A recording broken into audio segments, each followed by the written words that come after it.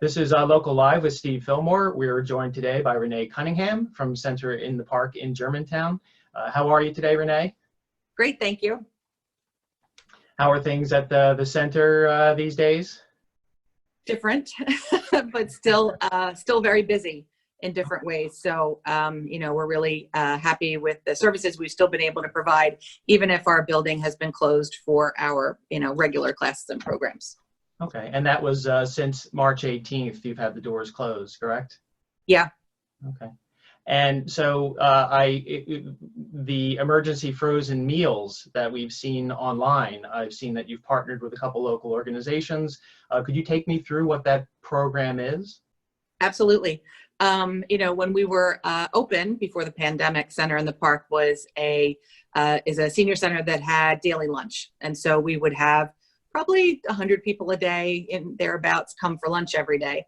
And then when Center in the Park and all the other senior centers had to close and could no longer offer congregate meals, we had to come up with something else that we were going to be able to do to help people who were used to getting that meal every day.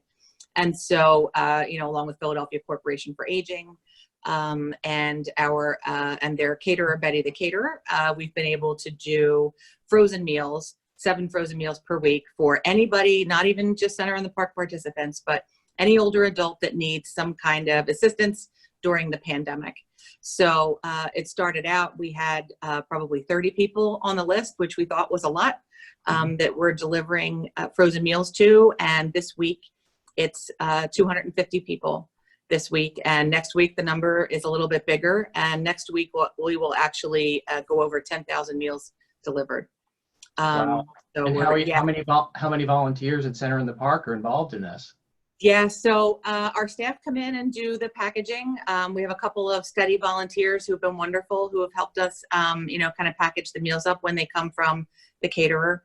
And then probably another at least 20 volunteers who, a lot of whom we've never met before, who were identified through a program called Easter Outreach.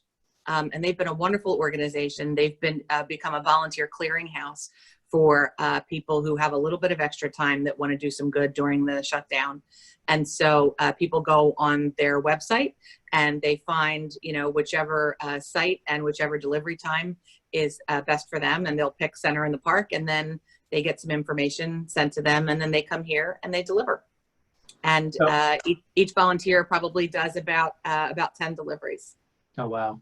So the people who are making the meals are basically your primary group, and then you've got volunteers who are doing the delivery. Is that how that works? Yeah. So the meals, they're frozen meals, and so they look kind of like the frozen dinners you would buy at the supermarket, like a Stouffer's or Smart Ones.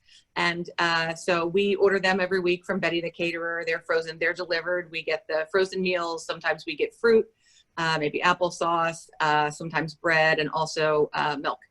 And so that gets delivered to us in bulk, and then we have staff and a couple of volunteers who package that up, 7 meals, per bag, and package that up for the volunteers who come to deliver.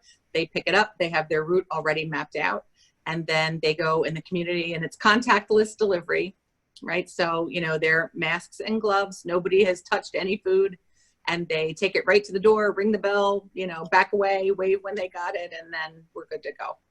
That's great. And I assume that the schedules are pretty flexible for the people to do the delivery. You can come by, you can be, if you want to work a few hours here, a few hours there, you certainly can. Yeah. Yeah. Okay. And it can take as little as an hour, really. We have folks who are still working full time, and they come on their lunch hour, they pick up the meals, and then they deliver and they go back to work. And how would somebody get involved as a volunteer then? Can they go to your website and simply inquire about how to do that? Or is there a way to get involved in that way? There is the Easter Outreach website, which I'd be happy to send you for folks who are interested in delivering, not just a Center in the Park, but even if they were closer, if they live in South Philadelphia, there's a center down there doing the same. And so I can send you that, and that would be great. And we'll also have it up on our website. And then just click the link and fill it out, and then you'll get an email that says, thank you for volunteering, show up at this time, bring a mask, and here's the address. And how about for people who are in need of of the deliveries? Is there a way for them to get in touch with you? Yes. So even though we don't have staff in the building full time anymore, we are, technology's been wonderful. So we're calling in and checking voicemail every 2 hours. So anybody who either themselves is an older adult and needs some meals just, until the center opens up again or until the stay-at-home order is lifted, if they call our phone number, then within a couple of hours, they'll get a call back and we'll put them on the list. Or if you have a friend or a neighbor that you're concerned about and you want to, make sure that they're taken care of, or a relative who, in the area, and we can definitely, we'll call them and work that out, get them on the list. Okay. Let's turn then to another program that you have there. It's the Food Pantry. Yes. What does that entail? Center in the Park is partnered with Share. And they've been another wonderful partner during the pandemic. We've been really fortunate. I know that things are really difficult for everybody during the pandemic, but there have been so many people who show up just wanting to help, and so many agencies that have been so wonderful. And Share is certainly one of them, not just here, but across the city, of course. So we're partnered with Share, and they will deliver food to us about every other week or so. And for our food pantry, and we also have some other outside donations as well. And so anybody who needs emergency food and that can come and pick it up. So while the other meals are frozen and you just pop them in the microwave, this is more like there's produce, there's ingredients to cook meals and things like that.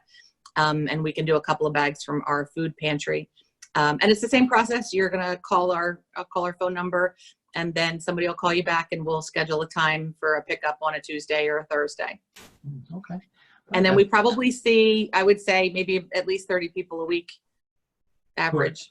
Who are using that service. Okay. Yeah. Yeah.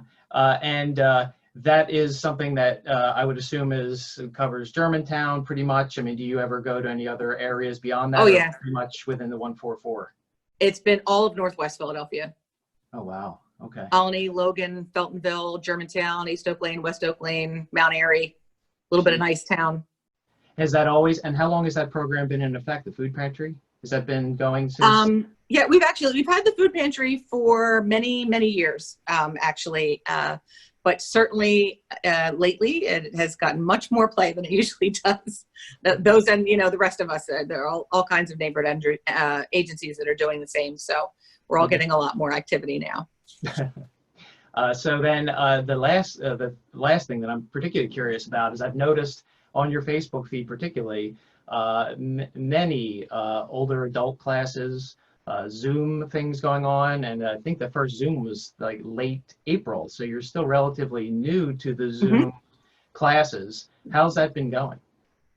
It is so great. It's so great. The technology is easy to work out and it's easy to navigate once somebody explains to you how to do it, right? And we're making phone calls every day to older adults who are Center in the Park participants. We've made thousands of phone calls at this point. Our staff are calling, all day, every day, various folks who, some people, are called once a month. Some people need to be, contacted more often than that. And when we do those, we also say, hey, if you're online, we can send you this link and, you can still participate in classes. The first class that we ran was our men's gathering, which is a group of older adults, men who come to Center in the Park, and they get together and talk about all kinds of things. I'm not sure exactly what, because they always stop talking when I walk in the room. But so we were able to set up the Zoom link and contact people who usually frequent the class. And that first class would bring a tear to your eye. They were so happy to see each other. Every time somebody signed on, everybody, just kind of erupted, hey, there he is. And it was wonderful. And we had 17 people go to that first class. And we haven't had 17 people come in person in, I don't even know how long. So it's been really well subscribed. And those guys are doing great. They don't need any help from us. They don't need any intervention. We set it up and back out so they can do their thing. That's the way they like it, right? And I've noticed there's also some classes for exercise. Yes. Bernice, there's exercising class with Bernice for everybody. I saw that as well. Yep. Miss Bernice is one of our most popular exercise instructors. And so she came into the center when we didn't have anybody else here, and we filmed her doing her routine and put that online because folks are sitting home. Everybody's experiencing the quarantine 15, right? And so, folks are starting to work out. We post it online. We post them on the links to them also on the website. And then we also will print out a flyer that says all of our Zoom classes that we have going on for the week. And we send that out with our meals as well. We have an Ask a Doc program coming up on Friday, tomorrow, that we're very excited about. Our board president, Dr. Sunil Corielis, is going to be doing some Q&A about how people are managing during the pandemic and still trying to take care of their health concerns and things like that. Is that the first in that series, the Docs Yes. in the House? Yep. That's a really great idea. How did that come about? Was that Yeah, so it just it's sort of organic. We've been, our program staff continue to meet via Zoom. All of our staff are working full time still. So it's behind the scenes and from home and looks a little bit different, but all of the work of the center is still happening.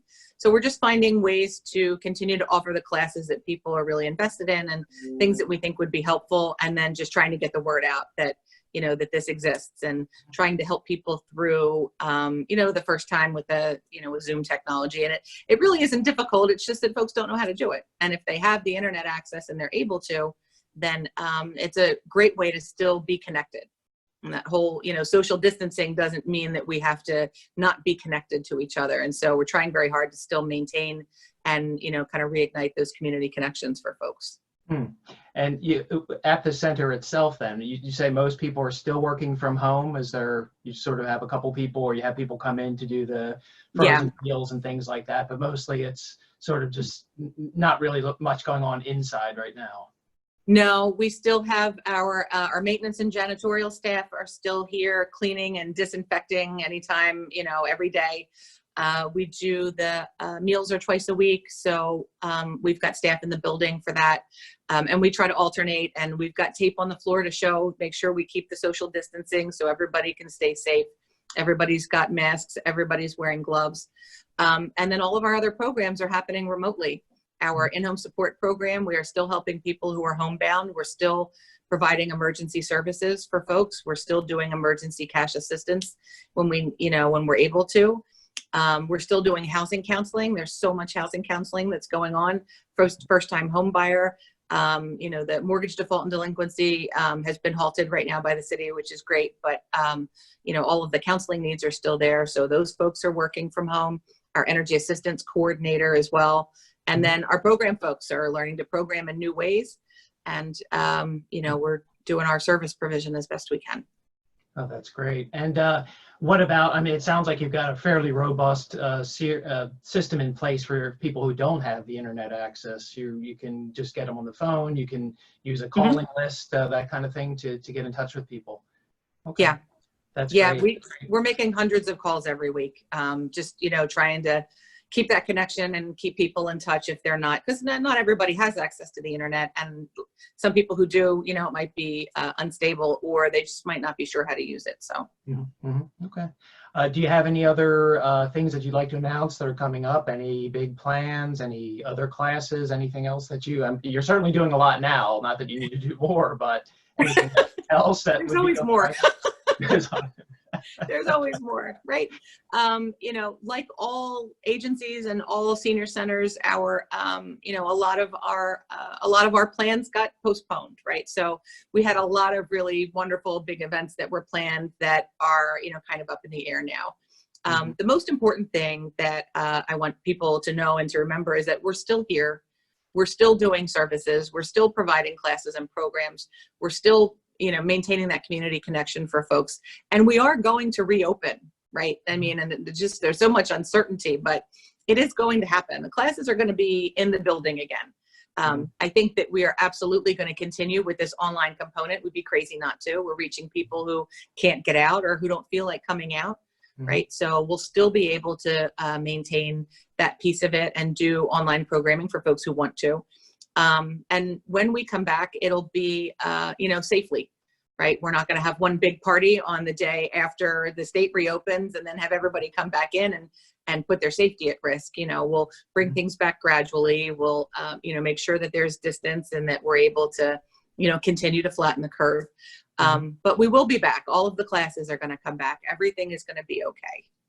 Yeah, and I really that Zoom component, that online component, is pretty amazing. I mean, I know that I hadn't heard of Zoom until we got the lockdown going. I mean, it was not something that was pretty much on our radar. Yeah. But it does change things so amazingly, and it's just so easy to do.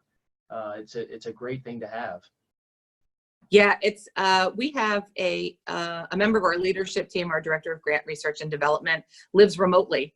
And so, you know, the majority of the work that she does can be done remotely. So we actually had a little Zoom experience. So we were, didn't have as much to figure out, but all of those technology pieces are difficult at first, you know, when you're not quite sure and, you know, connections aren't stable. And, you know, the first 2 weeks, I think we were all trying to figure things out, but you know, everybody's got it down pat now, right? And, you know, we have folks are calling in and people are trying it. And once you're successful, once you're able to get into the Zoom class and you're successful, then, you know, you feel good about yourself. And that's something we all need right now. Yes. Well, it's a great thought to end on there. And thank you, Renee, for making time for us. I appreciate it. Thank you very much. I appreciate it.